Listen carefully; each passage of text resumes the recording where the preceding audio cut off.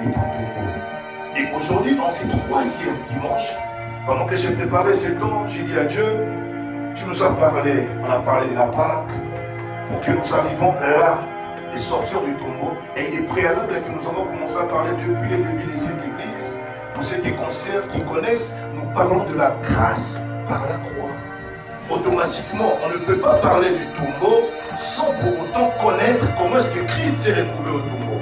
Christ n'était pas mort par un accident, il n'était pas mort par un poison, il n'était pas mort par l'AVC, il n'était pas mort par le péché des hommes. Christ est mort parce qu'il a été crucifié. Pour que vous puissiez comprendre la résurrection du Christ, vous devez comprendre d'abord la croix. Alors, pour ceux qui ne connaissent pas, si vous n'avez jamais connu l'histoire de Jésus-Christ, je vous demanderai de jeter un coup d'œil. Notre ami René mettra les retours de messages que nous avons prêchés dans le mois de mars au niveau des réseaux sociaux. Vous allez comprendre comment est-ce que nous sommes en train d'enchaîner. Voilà pourquoi j'aime pas que les gens ratent un dimanche. Quand vous ratez un dimanche, des choses comme anciennes aujourd'hui, ce que je dirai aujourd'hui, beaucoup ne comprendront pas parce qu'ils n'ont pas été la fois dernière. Amen, amen. Et par la grâce de Dieu, nous avons les Écritures, vous avez les passages bibliques, vous pouvez bien lire et comprendre. Amen, amen. Alors, nous avons parlé ensemble le dimanche passé, je vous ai fait comprendre une chose, les tombeaux n'est pas la finalité, n'est pas la fin des choses. Dans le monde, lorsqu'on parle du tombeau, c'est le dernier demeure qu'on amène un cadavre. Amen, amen. Dans les tombeaux, il n'y a pas d'amen. Dans les tombeaux, il n'y a pas la prière. Dans les tombeaux, il n'y a pas de méditation. Dans les tombeaux, l'atmosphère qui règne dans les tombeaux, c'est le silence. L'atmosphère qui règne dans les tombeaux, il n'y a plus d'espérance. Dans le tombeau, quand quelqu'un est malade, on peut encore espérer.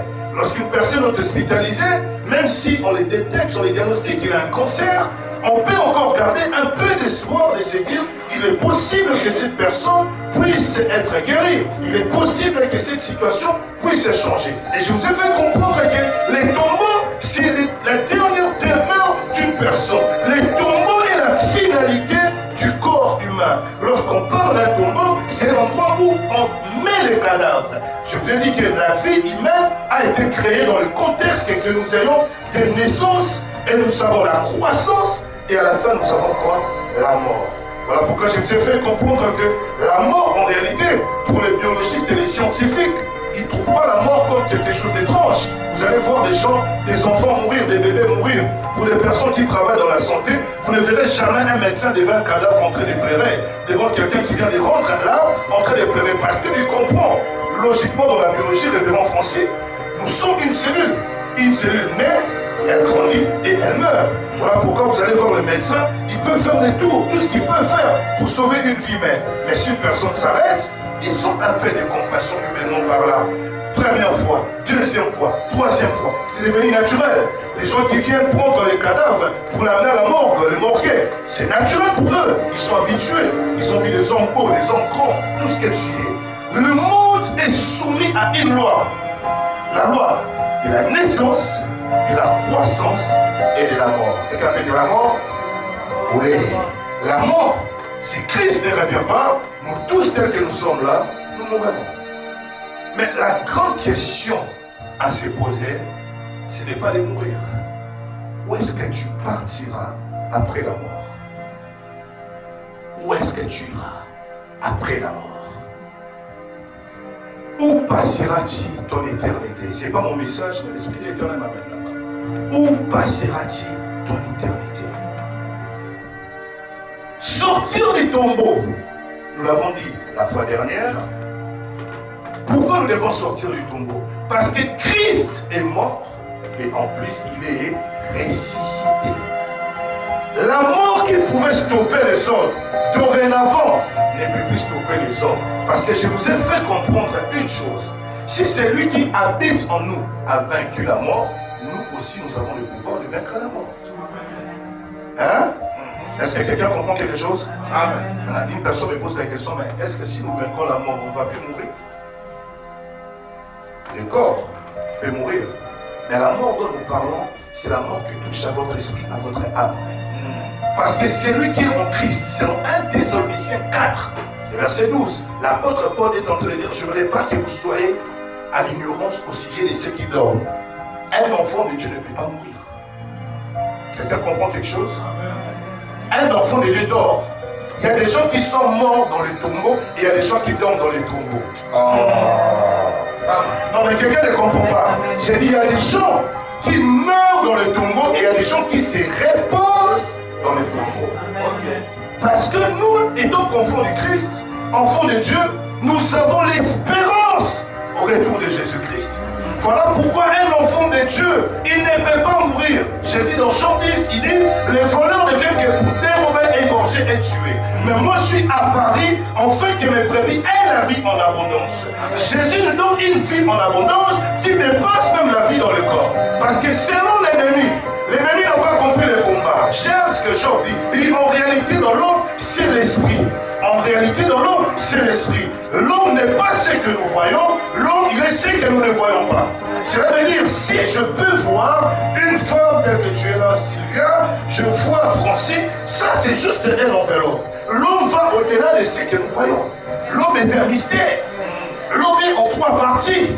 L'homme est corps, âme et esprit. Mais le problème c'est quoi? L'ennemi s'attache souvent du corps de l'homme.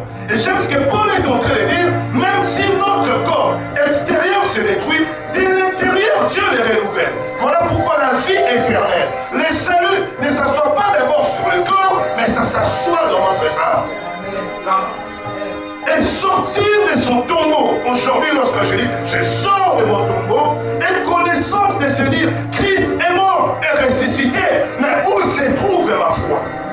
Où se trouve mon engagement?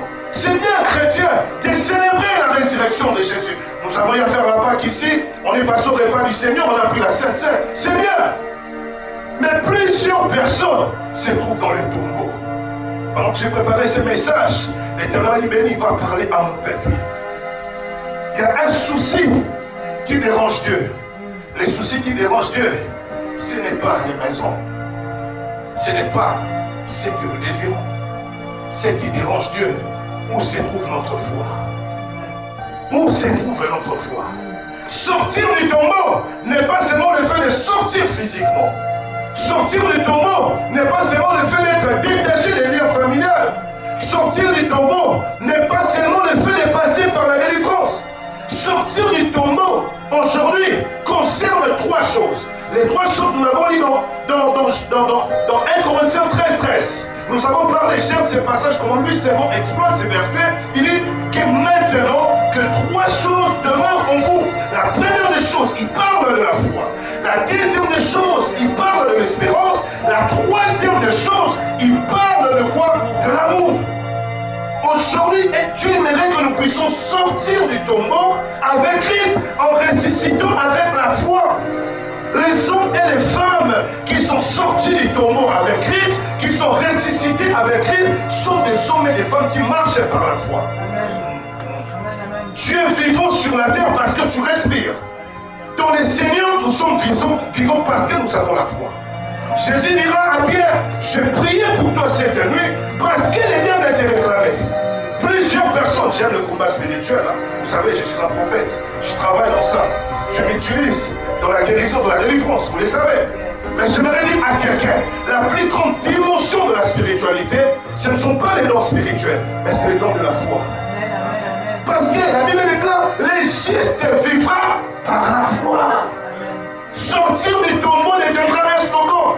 La Pâque a perdu sa puissance. Aujourd'hui, le christianisme perd sa puissance. Non pas parce que nous n'avons pas les pasteurs, non pas parce que nous n'avons pas les enfants de Dieu. Nous avons tous les titres du monde, nous avons toutes les appartenances dans les églises, mais nous n'appartenons pas à la foi de Jésus-Christ. En ces jours d'aujourd'hui, je aimerais te dire, tu dois sortir du tombeau avec ta foi. L'Éternel ne retient pas ton corps de venir à l'église, mais l'Éternel retient ta foi de croire en Jésus. Nous étions allés faire l'évangélisation avec la sœur Maïté, lève ton doigt. Nous sommes allés à Créteil. Nous avons rencontré des hommes et des femmes. Certains même ont fréquenté des églises comme vous. Les frères connaissent la parole de Dieu. Aujourd'hui, il a abandonné la foi. Il me dit, je doute sur l'histoire de Jésus-Christ. Il me dit, frère, j'étais dedans. Elle est là, elle vous dira. Il dit, j'étais dedans. Fréquenter une église ne te sauvera pas. être ami d'un pasteur ne te sauvera pas. Si tu n'as pas ton engagement personnel avec le Christ, au jour d'aujourd'hui, tu pars au Japon, tu ne dois plus prier. Tu pars à Dubaï, tu ne dois plus prier. Moi, je viens d'un pays islamique, j'étais en Turquie, dans un pays de musulmans. Pourquoi est-ce que je n'ai pas perdu mon feu? D'ailleurs, je m'as beaucoup utilisé en Turquie qu'au Congo, dans un pays chrétien. Pourquoi? Parce que le juste vivra par la foi. C'est la foi qui fait vivre. Peuple de Dieu, sortir du tombeau avec Christ, ressusciter avec Christ, c'est aussi notre foi. Plusieurs personnes disent, je suis libre en Christ, j'ai les enfants, je me marie, mon ministère évolue bien, je réussis tout ce que je veux, tout ce que j'entreprends marche. J'aimerais te dire les amis, même les païens ont ces choses. J'aime ce que Paul dit, si notre foi ne consistait que sur le bien matériel, nous sommes le plus malheureux de tous. Les amis, je ne suis pas contre la prospérité, mais je suis contre la prospérité qui augmente plus que la foi. Parce que tous ces hommes les plus riches du monde ne sont pas des chrétiens, je peux vous dire. Il y a même des nations qui dirigent ce monde qui ne sont pas chrétiens. En réalité, la richesse selon Dieu, ce n'est pas ce que tu as. La richesse selon Dieu, c'est ce que tu es. Voilà pourquoi le diable te proposera toujours des choses. Mais Dieu, quand il aimerait changer ta destinée, il change ton identité. Le combat du diable, c'est un combat lié au matériel. Voilà pourquoi quand Jésus, il a passé 40 jours dans la montagne en train de prier, qu'est-ce qui s'est passé? Le diable est venu les tenter. Quand le diable l'a tenté, il a dit quoi? Prosterne-toi devant moi, je te donnerai. Le diable ne fait que donner, mais il ne fait pas devenir. Oh, le diable ne peut pas te donner le devenir. Il ne peut que te donner des choses. Parce que lui, il est donc en photocopie. Quelqu'un dit photocopie. Ce sont des copies. Voilà pourquoi le diable peut te donner un mariage. Combien sont dans le monde ils sont mariés? Combien sont dans le monde ils sont prospères? Il y en a beaucoup. Mais lorsque tu entres en Jésus, tu n'as pas que les choses, mais tu deviens la chose. Voilà pourquoi, quand tu vas rencontrer Abraham, il dit à Abraham quoi? Je te bénirai et je ferai de toi une source de bénédiction. L'objectif de Dieu, c'est de changer ton identité. L'objectif du diable, c'est de nourrir ton identité. Voilà pourquoi vous allez voir certaines personnes disent, mais j'ai l'impression, depuis que je suis venu à Jésus, les choses deviennent difficiles. Quand je ne priais pas, tout allait bien. Mais je ne comprends pas, apôtre.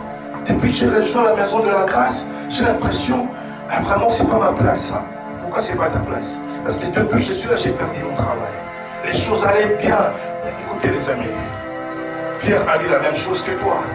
Il a dit à Jésus, nous avons tout abandonné. Nous avons tout abandonné. Mais toi, tu viens à l'église, il y a même des choses que tu n'as pas abandonnées. Je peux te les prouver. Je n'ai pas besoin de prophétiser. Quand l'église commence à 15h, tu te retrouves à 16h, à 17h. Tu dis que tu es en retard. Quelqu'un qui a abandonné tout. Quand je connais des gens, quand ils ont des entretiens à Paris, là, on te promet CDI, des mecs viennent signer CDI. Il y a des gens qui ont la capacité même de louer une chambre d'hôtel pour dormir là-bas. Quelqu'un peut venir 3 heures avant les rendez-vous. Aujourd'hui, on t'appelle à Élysée et Jérémie. On te dit, viens travailler à Élysée. Tu peux aller là-bas, on te dit, les rendez-vous, ça 12 heures. Tu peux être là depuis 7 heures. Tu dis, j'ai peur même que les trains puissent être supprimés. Il est possible même qu'un Uber rate. Vous imaginez combien nous sommes motivés, combien nous courons derrière le matériel, combien nous courons derrière les vanités. Les amis, la foi est un engagement personnel avec Dieu. Hébreux 11, des premiers versets, qu'est-ce que la Bible déclare? Il y a plusieurs définitions, mais je préfère aller comme ça. Je vais prêcher, j'ai enseigné, mais je prêche. Dans Hébreux 11, des premiers versets, il dit quoi? La foi est une ferme assurance des choses qu'on espère, une démonstration de ce qu'on ne voit pas. Mais la question à se poser, espérons-nous réellement derrière les choses? Si vous espérez derrière les choses, ce n'est pas mauvais. Mais quelles sont ces choses sur lesquelles nous espérons? Ça, c'est une bonne question. Parfois, nous, en tant que prédicateurs, nous les traduisons dans beaucoup de choses. La foi peut te donner la maison, oui, c'est vrai. Mais si cette foi ne me donne pas les dieux de foi, il y a un souci. J'ai l'impression qu'aujourd'hui, les chrétiens reçoivent tout par la foi sans recevoir Jésus. Parce qu'une personne par laquelle il a reçu Jésus, il prendra son engagement au sérieux. La foi était l'engagement, les amis. La foi, ce n'est pas le fait de crier « je suis chrétien ». Ça, beaucoup le font. La foi, ce n'est pas le fait de dire « je suis passé par les eaux de baptême ». Je vous dis, beaucoup sont passés de là. La foi, ce n'est pas le fait de dire « je chante à l'église ». La foi ne veut pas dire le fait de dire que je prêche à l'église. La foi a été faite pour être approuvée. La foi a été faite pour traverser les épreuves. Plusieurs d'entre nous ici, ils savent ce que l'Éternel attendait. Ils savent ce que l'Éternel fait à ce qu'ils puissent faire. Mais pourquoi ils ne font pas? Parce que leur foi, ils ne les prennent pas au sérieux. Les amis, si vous prenez votre foi au sérieux, j'ai commencé une église, ce n'est pas moi. Jésus a commencé avec moi une église à Chypre. À moins d'un mois, je vois des gens, ils sont en train de se plaindre. Nous ne sommes pas complets, il y a ça. Avec 3 personnes qui ont la foi en Jésus. On a eu à renverser Chypre dans 6 mois, on est devenu 400. Là où la foi est vraie, les résultats ne manquent pas. Pourquoi il n'y a plus la puissance dans l'église? Ce n'est pas parce que Jésus a quitté l'église. C'est parce que notre foi a été remplacée par les désirs de ce que Dieu donne et non dans les désirs de ce que Dieu est.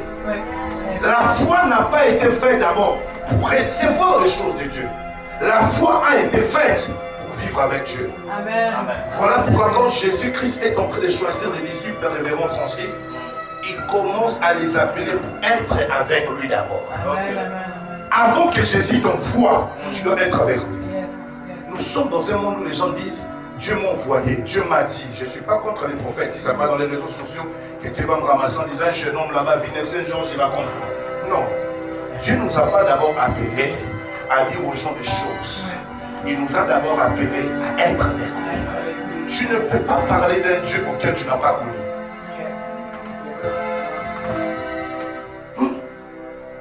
Je vais évangéliser. Tu m'as appelé prophétesse. Tu m'as appelé évangéliste.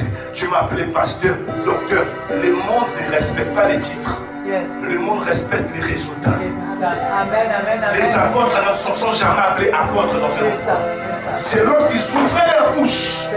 Les gens ont vu. Ils ont entendu. Ils ont dit ces hommes parlent comme Jésus. Regarde ta vie. Est-ce que ta vie ressemble à Jésus? Regarde ta vie. Examine-toi. Oh non, je l'ai invité, ma copine ne vient pas à l'église, je l'ai invité pasteur, mais je ne sais pas pourquoi. Mais écoutez, est-ce que ta vie donne la saveur aux hommes et aux femmes de suivre à Jésus? Ne sais-tu pas que tu es témoin du Christ? Oh, est-ce que je peux parler? Oui, déjà le message pareil, il n'y a pas d'amen. Avance, dans tous les cas, les amens ne m'amènera pas aussi. Amen, avance, avance. Oui. Yes, avance. Si je dis, si Dieu va te donner un mari, tu seras la prochaine présidente de Paris. Amen. Ici, il n'y a pas d'amen. Ah oui. Amen, avance. Les amis, nous avons besoin de la foi. J'ai besoin de la foi. Moi aussi, j'ai besoin de la foi. La foi dépasse tout ce qu'un homme peut désirer. Un moment, permets que quelqu'un t'arrache ta voiture. Permets que quelqu'un t'arrache même ton mari. Mais si quelqu'un prend ta foi, tu es fini, maman. Yes, vérité, c'est vrai. Christ est en train de poser la question. Il dit, lorsque je reviendrai, il n'a pas posé la question, est-ce que je trouverai des prophètes sur la terre? Est-ce que je trouverai des chantres sur la terre? Mais il pose la question, lorsque je reviendrai, est-ce que je trouverai la foi? Plusieurs personnes sont prêtes à évaluer leur vie. Nous allons vers la fin de l'année. Beaucoup de prophètes seront arrêtés ici. Prophètes, je m'avais dit cette année, je vais me marier. On est le 31 décembre, jusqu'à là, mon doigt est vide. Les amis, voilà combien le diable a distrait l'église. Je ne suis pas contre les prophéties, même moi-même qui vous parle là. Combien de fois j'ai reçu les prophéties des mariages? Homme de Dieu, tu m'as parlé, ta femme, elle sera comme ça. Je dis, mon ami, c'est une distraction. Je suis désolé. Comment tu ne sais pas la volonté de Dieu du temps maintenant là, pendant qu'on parle? Ça t'inquiète rien. Tout ce qui t'inquiète, c'est de savoir qu'est-ce que tu feras demain. Demain, je serai où? Les amis, c'est une distraction. La Bible déclare, Dieu dit, mes enfants mangeront la nourriture du temps favorable. Les temps que nous sommes ici, qu'est-ce que Dieu dit? Dans Matthieu 6, qu'est-ce qu'on dit?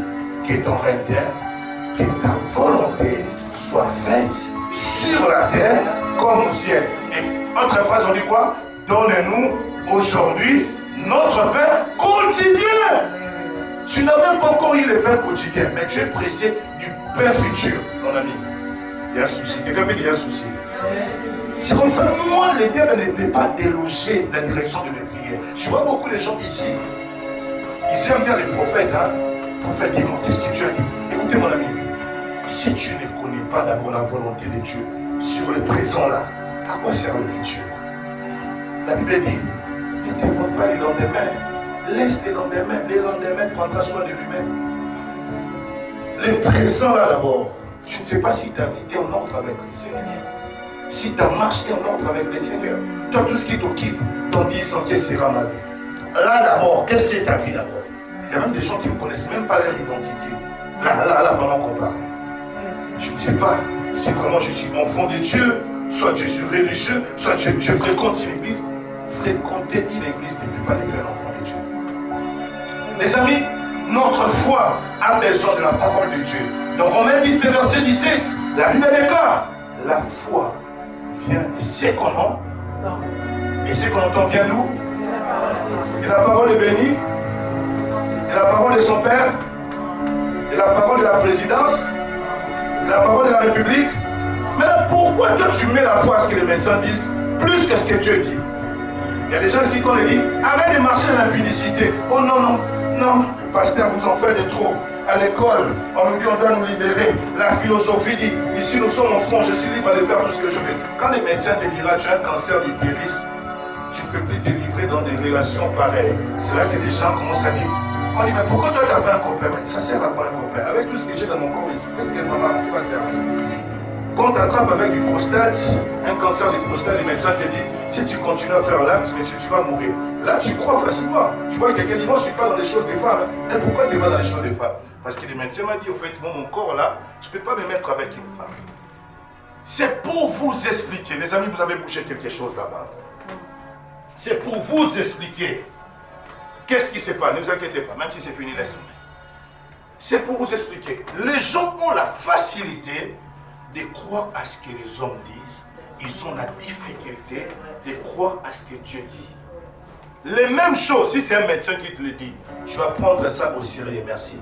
Tu vas les prendre au sérieux. Mais quand c'est Dieu qui te le demande, non.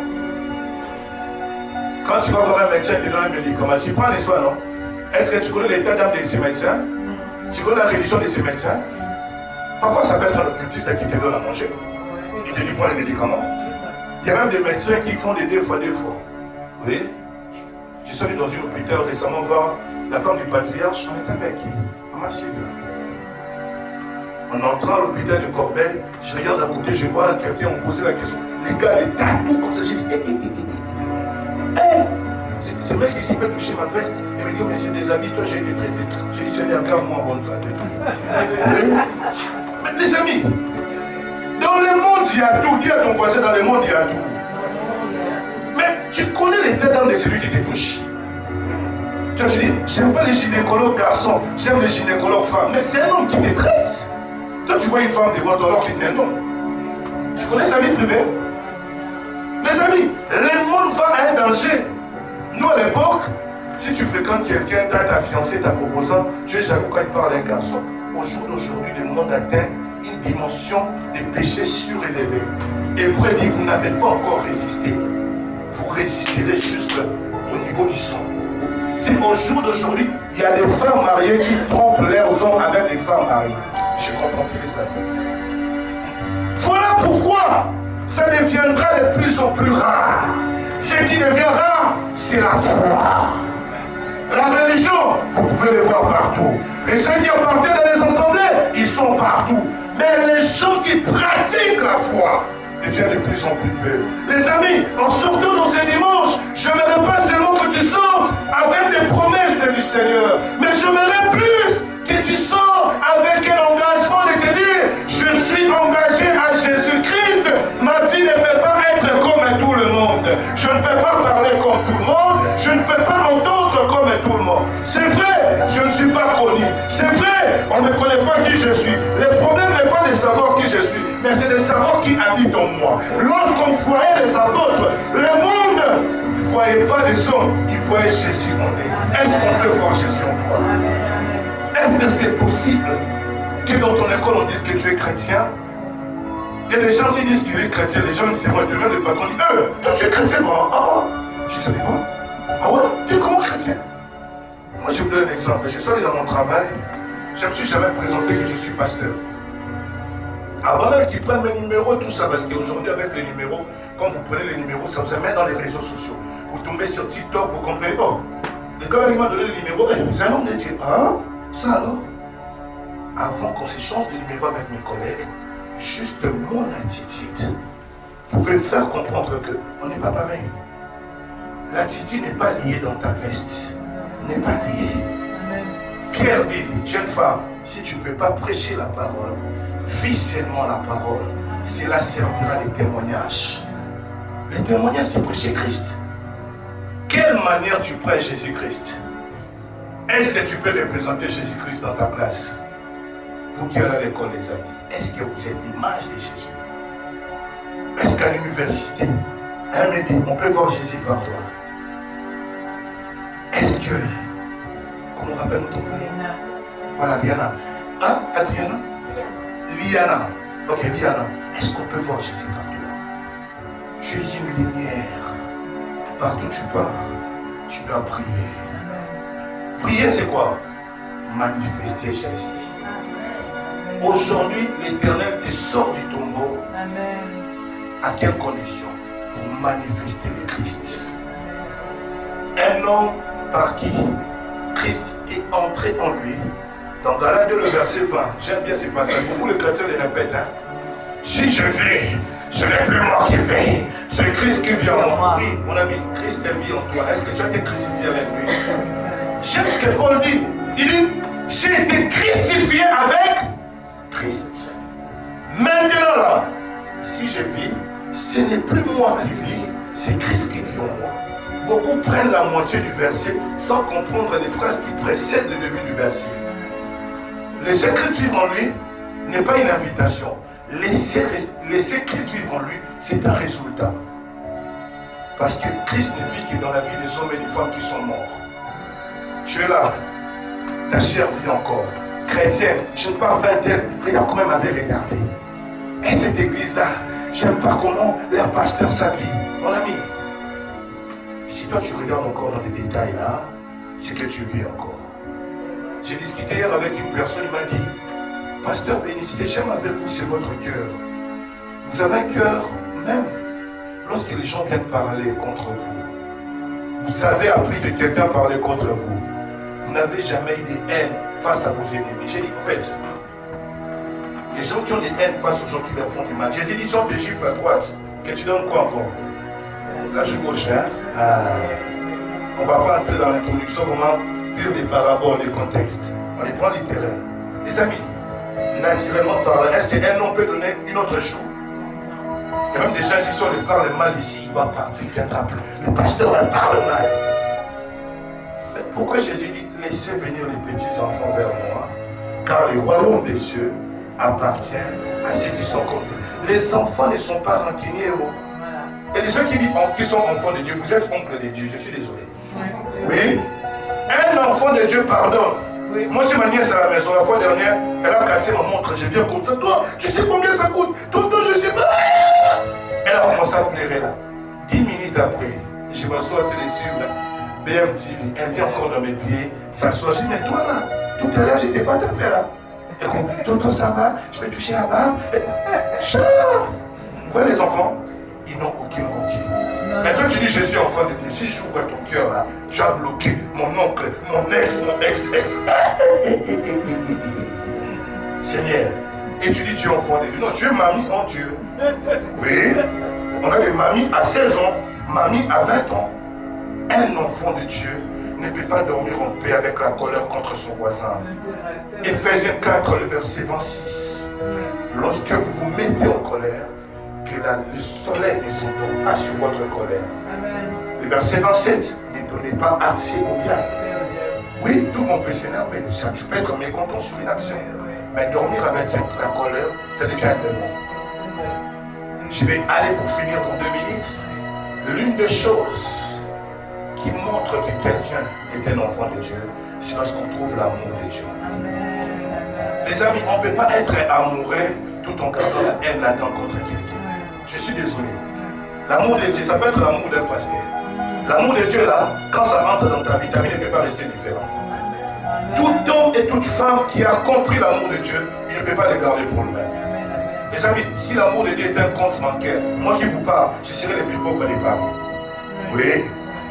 Parce que de la manière que je partage l'amour aux hommes et aux femmes, si l'amour devait s'épuiser dans ma vie, je pense que je serais le plus pauvre de tous. Je vois des gens, ils ont du mal à servir le Seigneur avec leur matériel. Ils ont du mal à soutenir l'œuvre de Dieu. Ils ont du mal même à offrir des offrandes. Certains s'habillent bien, vestent des choses. J'ai parlé avec un frère, il m'a dit, mais c'est rare, on a fait un voyage, on nous a bénis dans un pays que je ne citerai pas les noms, peut-être on peut nous suivre dans les réseaux sociaux. J'étais avec mes amis pasteurs, j'ai dit, ok, cet argent qu'on nous a bénis, et si on se mettait pour faire un grand programme d'impact, que Christ soit élevé dans cette vie. Quelqu'un m'a dit, mais bénis, toi là vraiment, tu ne peux pas parler d'autre chose que du ministère. Si toi tu ne peux pas prendre de l'argent, penser même à aller faire les vacances, pourquoi tout ce qui tourne dans ton esprit c'est toujours l'œuvre de Dieu? Je dis les amis, si je vis, c'est pour servir le Seigneur. Un serviteur de Dieu, sa priorité c'est pas les vêtements. Je ne suis pas contre ceux qui s'habillent bien. Beaucoup d'entre vous pensent que moi je m'assois pour commander les choses, s'habiller. En réalité, quand les gens voient l'amour de Dieu en toi, il y a des choses que tu cherches à te chercher. Vous savez pourquoi vous souffrez beaucoup? Matthieu 6, verset 33. Cherchez premièrement quoi? Le royaume des cieux. Les choses de la terre. Le reste de la verra quoi? Suivra. Maintenant, beaucoup de gens, quand le royaume se présente devant eux, ils posent la question à Dieu, où sont les restes? Vous voyez ce qui se passe, hein?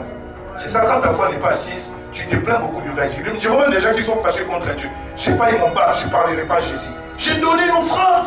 Le prophète m'a dit, cette fois-ci, ce fiancé va te marier. Dernier gourmet, il prend même ma cousine, il marie ma cousine. Il y a des gens qui ont vécu des choses pareilles. Oui. J'ai vu une sœur venir me dire, moi j'ai appelé Jésus. J'ai dit pourquoi? Elle me dit parce que ma cousine, mon fiancé a quitté les États-Unis. On a fait 5 ans de relation. Il vient à Paris pour ma cousine. J'ai dit, ma sœur, ton cas là c'est compliqué. J'ai dit, écoute, Jésus ne dépend pas du fiancé. Ce n'était pas le tien. Laisse-le partir. Il a la capacité de te donner celui qui t'appartient. Le problème c'est ça. Beaucoup de personnes ici, pourquoi ils ne disent pas Amen? Pourquoi ils ne sont pas heureux? Parce que leur esprit s'assoit sur le reste. Quand tu cherches le royaume révérend, le reste te suivra. Voilà pourquoi j'ai dit aux gens, moi je n'ai jamais prié pour l'argent. Pour les gens qui sont proches de moi, que je ne citerai pas les noms, elles se connaissent de mon semblable. Lorsque je discute avec eux, parfois je peux parler des choses concernant l'argent, mais jamais je n'ai mis mon esprit dedans. Pourquoi? Il y a un père dans la foi, il m'a posé la question, il me dit, Béni, l'archevêque de l'Unicalité au Congo. J'ai dit, papa, tu m'as mis à cœur de commencer une œuvre à Paris.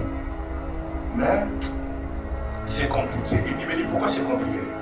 Je dis, papa, à Paris, tout coûte cher. Les salles, les locaux, je n'ai personne. Il m'a dit, waouh, j'aime bien ta réponse. Il dit, pour commencer l'œuvre de Dieu, tu n'as pas besoin de personne. Tu n'as pas besoin d'argent. Mais tu as besoin de Dieu de l'œuvre. Quand Dieu est avec toi, c'est lui qui pourvoit. C'est lui qui amène. C'est lui qui couvre les connexions. Maintenant, malheureusement, aujourd'hui, il y a des assemblées, quand je visite, je trouve tout à part Dieu.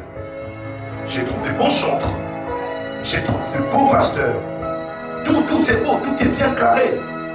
Mais la parole de Dieu n'est pas là. Voilà pourquoi ces disciples ont dit, où irons-nous? Qu'est-ce que faire?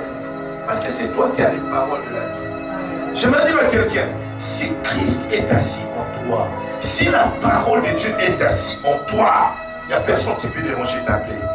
Moi, je vois beaucoup de gens, leur paix ne sont pas bien à cause de ce qu'ils entendent. Toi là, à 22 ans, toujours célibataire. À 30 ans, tu es célibataire. Est-ce qu'il y a des mariages? Ça ne vous concerne pas, vous les enfants de l'Europe. Hein?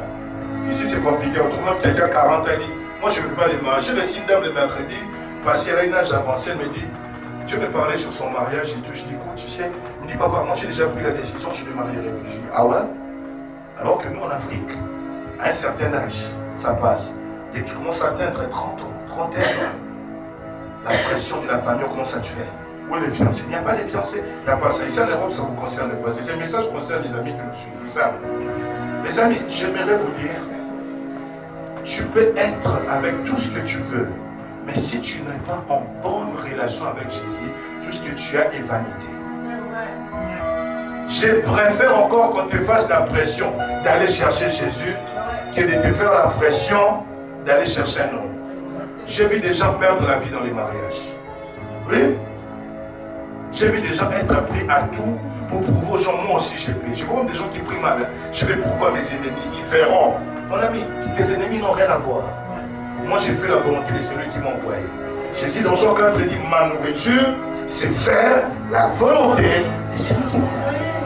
Est-ce que vous faites la volonté de Dieu? Combien sont des hommes et des femmes qui entrent en prière, qui ne disent pas Seigneur, la promotion, Seigneur, le voyage, Seigneur, les enfants? Où sont ces hommes et ces femmes qui peuvent dire comme l'islamiste David, je demande à Dieu une chose le plus ardente de mon cœur, c'est d'habiter dans son temple, afin de contempler la bonté de sa femme, comme une biche soupire auprès du courant d'eau. Ainsi mon âme soupire après l'Éternel. Où sont ces chrétiens dont leur âme soupire après Jésus?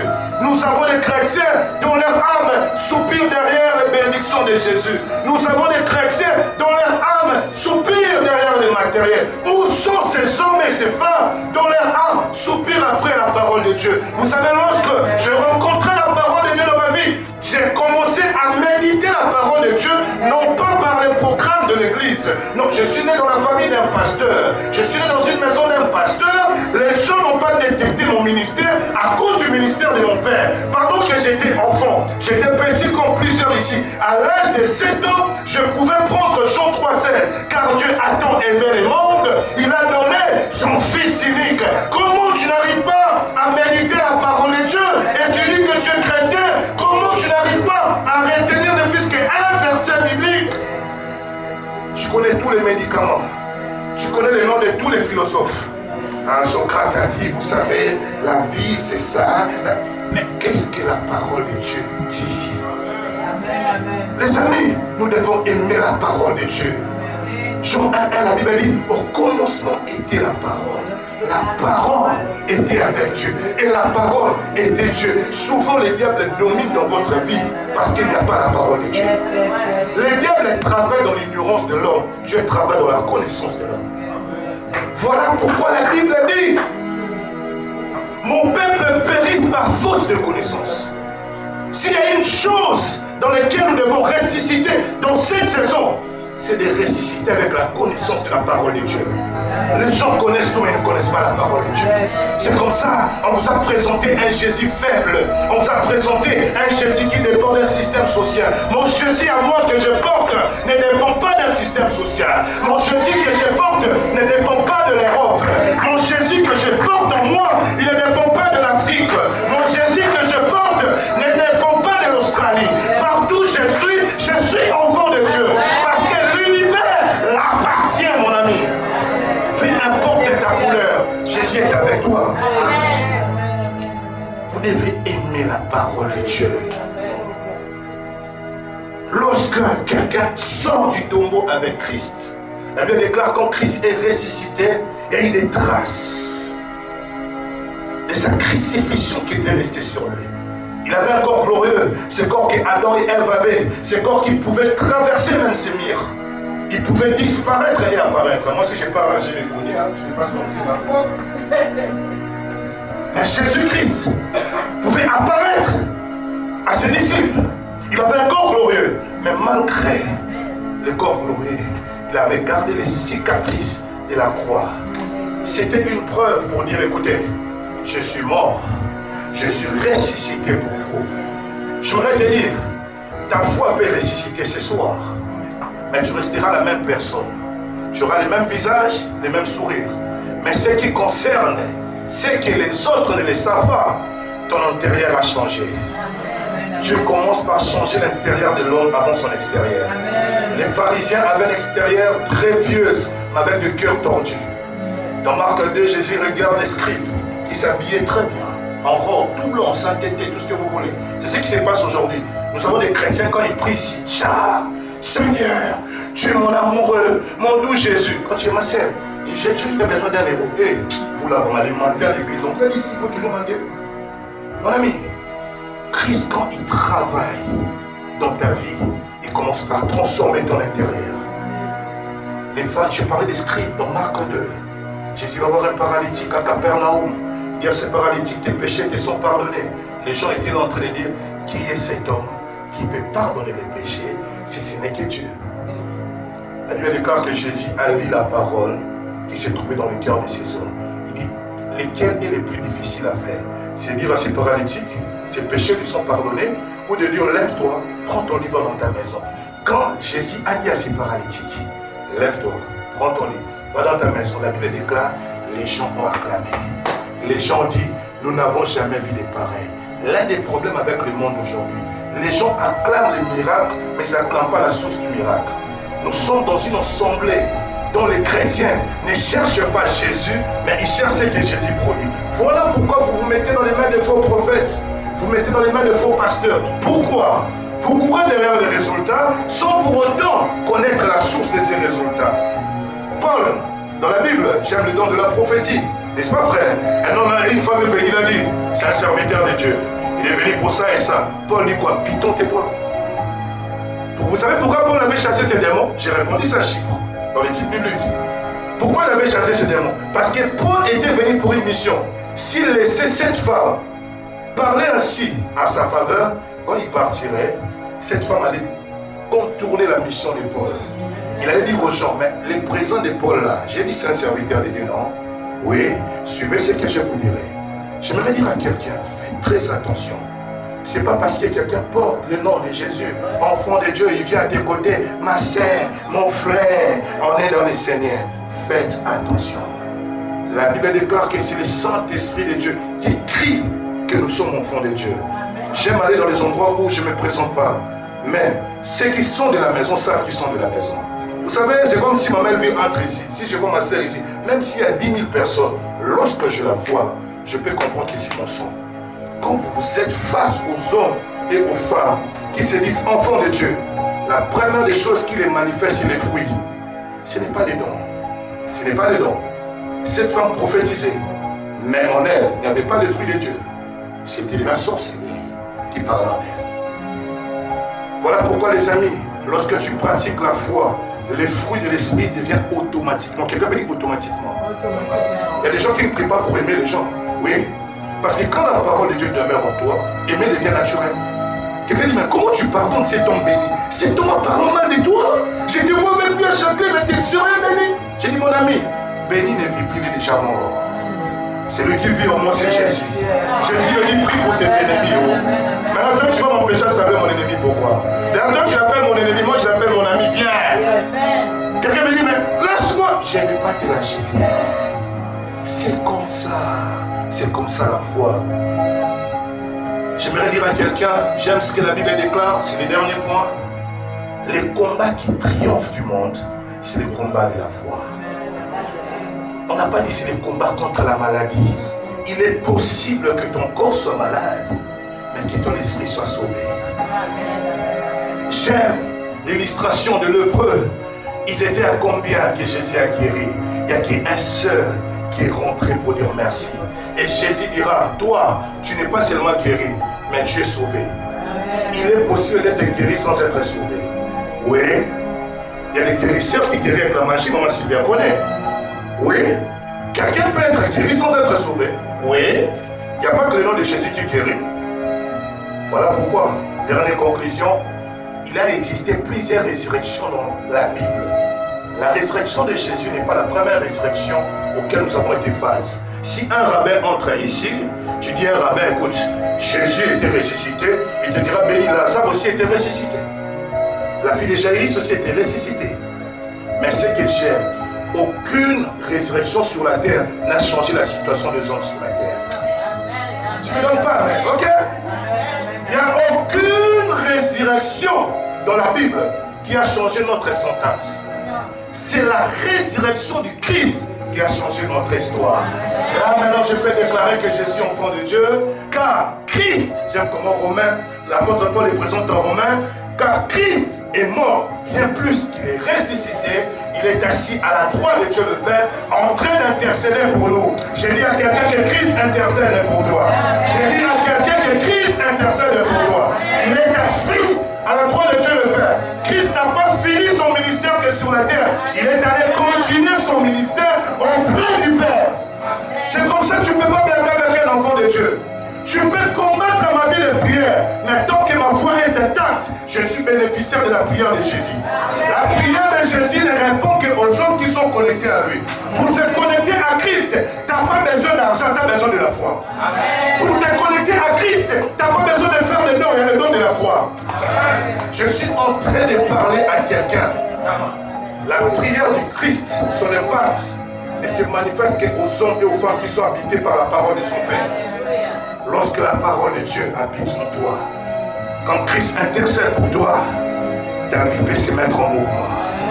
Voilà pourquoi l'Église prie, mais on ne voit pas la puissance. Parce que peu de hommes et de femmes prient dans la foi. La puissance de la prière, maman Gèle, est liée dans la foi. Dans Matthieu 21, la Bible dit quoi encore? Tout ce que vous demanderez à mon nom ou dans la prière. C'est-à-dire qu'on ne peut pas dissocier la prière de la foi. Mais malheureusement, on a beaucoup d'intercesseurs qui n'ont pas la foi. Si vraiment les intercesseurs avaient la foi, Jésus dit, si ta foi est petite comme une graine de sénévé, Félanda, tu peux dire à cette montagne, hoche-toi, et là, jette-toi dans la mer. Mais là, vous là, oh merci Saint-Esprit, je vais m'arrêter par là. Tu n'as pas besoin de ma foi pour vivre les choses avec Dieu. Moi je vois des gens en train de prier, donne-moi la foi de l'apôtre béni, donne-moi la foi du prophète. Tu n'as pas besoin de ma foi. En fait, merci Saint-Esprit. Ce que j'aime avec la foi, ce n'est pas la grandeur de la foi qui produit les résultats. Hein? Delphine, ce n'est pas la grandeur de la foi qui produit les résultats. Mais ce qui produit les résultats, c'est l'originalité de la foi. Tu peux avoir une petite foi comme ça. Si elle est originale, tu es dans le chemin des miracles. Partout où la foi est là, il y a une nouvelle naissance qui se passe. Partout où la foi est là, il y a la transformation qui se passe. C'est comme ça. Beaucoup, on vous a imposé les mains, on vous a imposé les pieds. Vous avez dit des choses sous prétexte que vous êtes libérés. Sans la foi, il n'y a pas de transformation. La transformation ne se fait que là où la foi a été proclamée. Voilà pourquoi je sais que vos vies seront miraculeuses. Pourquoi? Parce que la foi y est. Je n'ai pas besoin de prophétiser pour quelqu'un. Moi, quand je vois la foi de quelqu'un, Jésus dit, je n'ai jamais vu une foi parler en Israël. C'est-à-dire, quand il y a une foi dans un homme, l'impossible n'existe plus. Pourquoi vous avez des impossibilités dans vos vies? Parce que vous n'avez pas la foi. Moi, tel que je suis là, tiens, mon ami, quelqu'un m'a dit, mais les principautés de la France te réclament. J'ai dit à ces prophètes, c'est vrai, je connais le combat spirituel, ça peut exister, ils peuvent me réclamer. Mais la foi de Jésus qui est en moi et son intercession ne permettra pas qu'on marche sur moi. J'ai dit, un enfant de Dieu n'est pas votre ami. Tu peux jouer avec un enfant de Dieu. Tu peux te moquer de ma veste. Tu peux te moquer de mon français, de ma morphologie. Mais il y a une seule chose, tu ne sauras pas toucher ma voix. Tu peux avoir accès à mon compte bancaire. Tu peux avoir accès à ma maison. Tu peux même venir des sorcières. Tu te vas servir ici. Tu peux faire tout ce que tu veux dans l'église. Mais là où la foi de Dieu est vraie, il y aura un jugement sur toi. La foi peut amener les jugements sur les hommes. Abraham, notre père de la foi, sa femme a failli être touchée par un homme, un roi, qui a volé sa femme la nuit. Tu as dit à ce roi, ne touche pas la femme de mon serviteur. La foi peut protéger. La foi, hein, grâce, la foi peut protéger. La foi protège. La foi peut vous donner le matériel. Comment quelqu'un qui convoite ta femme a accès? Quelqu'un convoite ta femme, il prend la capacité de te bénir.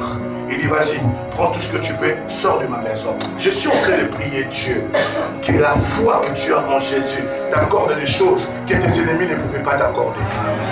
Les amis, c'est pas naturel ces choses. Moi je vais de ta femme, et un ange me dit, ne touche pas ta femme, la femme de quelqu'un, et je me permets de vous dire, prenez tout ce que vous voulez. Non les amis, non, c'est pas normal.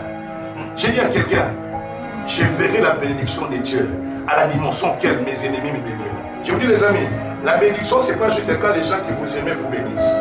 Quand tu sais que cet homme n'aime pas, mais Dieu l'oblige de te bénir. Je suis en train de prier Dieu, que Dieu oblige à tes ennemis de te bénir. Oui, oui, il y a certaines bénédictions qu'il faut prendre. Oh non, je ne connais pas son état d'âme. Cette femme parlant contre elle, madame, cette femme parlant contre moi, elle ne m'aimait pas. Elle ne t'aimait pas, mais Dieu peut passer par tes ennemis pour te bénir. Oui. Cet homme voulait la femme d'Abraham. Oui. Quand tu veux ma femme, tu deviens mon ennemi. Parce qu'en vrai, ma femme, c'est moi. Hein? Oui. Les deux se rassembleront, ils deviendront seuls. Oui, ma femme, c'est moi. Alors si tu veux, t'es ma femme, d'un côté, tu deviens mon ennemi. Alors la logique, mon ennemi ne peut pas me bénir, ne peut pas me donner du présent, ne peut pas me dire prends tout ce que tu veux et sors de ma maison. C'est ça. J'ai dit aux amis, si on me chasse de la France, on me chassera de la France, mais je sortirai avec les présents de la France. Quelqu'un me dit, mais comment ça? J'ai dit, oui. Abraham, partout où il passait, il était béni. Tu l'aimes, je suis béni. Tu m'aimes pas, je suis béni. Est-ce que quelqu'un peut dire, tu m'aimes, je suis béni. Tu m'aimes pas, je suis béni. Mais pourquoi tu dépends de l'amour des hommes? Tu vois des gens en train de faire dépendre leur foi de l'amour des hommes et des femmes. Moi, on ne m'aime pas. À l'église, là, on ne me salue pas, on ne me calcule pas. Les amis, on peut ne pas te calculer, Jésus t'a calculé déjà. Ah oui. C'est pour ça que quand je pars à un endroit, auparavant j'étais comme vous, hein. Je cherchais beaucoup l'attention, que les gens me regardent, que les gens me parlent, me font de corvée, tout ce que vous voulez. Mais quand j'ai compris l'amour de Jésus, comme Paul dit, tout ce qui était pour moi comme un bien, je les regarde comme de la poussière. Aujourd'hui, je ne cherchais plus les regards des hommes. Mais bizarrement, les hommes me regardent. Ok, amen. Je ne cherchais pas les regards des hommes. Je disais à un ami, je ne travaille pas pour que mon nom soit connu. Quelqu'un m'a dit, Béni, tu viens dangereusement. Dans tes voies, tu arrives. J'ai dit, mon ami, je ne travaille pas pour être le grand pasteur de France. Moi, je travaille pour accomplir la volonté du Seigneur. Si vous m'appellerez grand, c'est vous qui voyez. Moi, je suis le plus petit de tous. En tout cas, si vous me suivez dans les lives, je suis le plus petit serviteur de tout Paris. Oui, je ne travaille pas pour être grand. Ce sont les mauvaises motivations, c'est la chair, ça. Pierre n'a jamais dit qu'il était grand frère de Jean. Vous imaginez que Jean, il était diacre dans l'église de Timothée, qui a été engendré par Paul. Beaucoup d'entre vous, ici, quand je suis venu en France, je n'ai pas parlé de mes expériences que j'ai vécues à Chypre. Je suis entré dans les églises, on m'appelait frère béni, je m'assois comme tout le monde. C'est les gens de l'église qui ont dit, mais écoutez, c'est pas un frère qui est parmi nous. Cet homme a eu à faire des travailleurs. Jean écrit l'Apocalypse. Il priait dans l'église de Timothée, il était pasteur. Beaucoup d'entre vous, aujourd'hui je vais au Canada. Je ne pars pas à l'église parce qu'ici on n'a pas d'église. Je ne vais pas prier, on ne respecte pas mon ministère, on ne connaît pas ma autorité. De quelle autorité tu parles dessus? Yes. La foi ne regarde pas ce que nous sommes, regarde à ce que Jésus est. Je pars en Hollande, j'adorerai Jésus. Je pars à Bruxelles, j'adorerai Jésus. Lorsque j'arrive dans un pays, je demande où est l'église. L'église se trouve où? Je ne demande pas pour aller prêcher. J'ai des amis qui viennent ici à Paris, ils prient nulle part. Ils disent, je suis pasteur au Canada, je viens à Paris, je vais prier où? C'est moi qui suis pasteur. Quand tu es dans la foi, tu demeures toujours enfant de Dieu. Peu importe tout ce que tu fais avec le Seigneur, peu importe, on peut même t'évangéliser. Moi, on m'a évangélisé plusieurs fois. Il y a des hommes tellement l'orgueil spirituel. Toi, tu vas m'expliquer quoi? Tu sais les années que j'ai dans la Bible. Tu sais ça fait combien d'années je prêche cet évangile. Les amis, la foi ne peut pas ton orgueil. Quand tu vois un homme qui dit qu'il a la foi et l'orgueil, il y a un souci. Tous les hommes de la foi, ils savent écouter. Voilà pourquoi Marie a dit, écoutez-les. Quelqu'un qui a écouté Dieu sera patient avec les hommes. Pourquoi vous n'êtes pas patient avec les hommes? Bon, ne parlez pas comme ça. Messieurs, je dirige une grande assemblée, je ne suis pas ton ami. Hein? Grande assemblée n'a même possible. Hein? Est-ce que vous voulez que je parle ou pas? Est-ce que ma